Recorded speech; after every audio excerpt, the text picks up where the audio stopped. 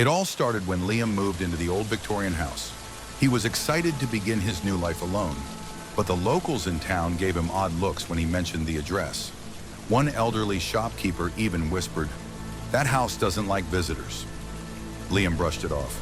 He wasn't superstitious and chalked it up to small-town gossip. The house was a steel, high ceilings, intricate woodwork, and an attic filled with antiques. He spent his first day unpacking, marveling at his good fortune. That night, as he lay in bed, he heard it, a faint sound like footsteps above him. Thud, thud, thud. It stopped suddenly, leaving him in silence. "Probably just the old wood settling," he muttered, pulling the blanket over his head. The next day, curiosity got the better of him. He climbed into the attic, its floorboards creaking under his weight. The dim light from a small window revealed a collection of dusty furniture and forgotten trinkets. Among the clutter, a small rocking chair caught his eye.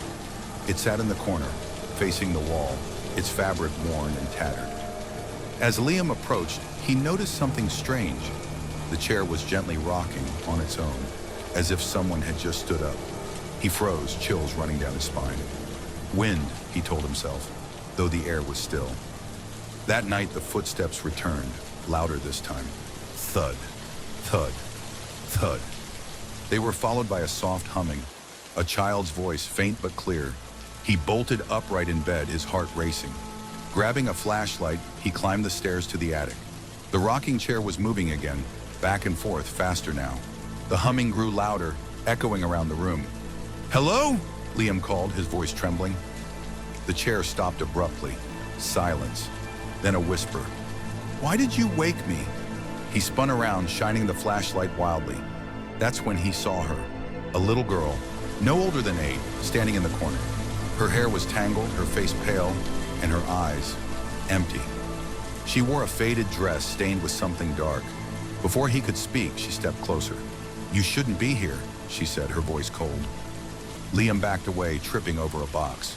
The girl tilted her head, her expression turning from sadness to anger. "Leave me alone," Liam shouted, stumbling toward the stairs. But the attic door slammed shut, trapping him. The girl's form twisted and contorted, her voice echoing, "You can't leave. This is my house now." Desperation took over. He threw his shoulder against the door, finally bursting through. He didn't stop running until he was outside, panting and shaking. Looking up, he saw her silhouette in the attic window. Watching him, her head tilted once again.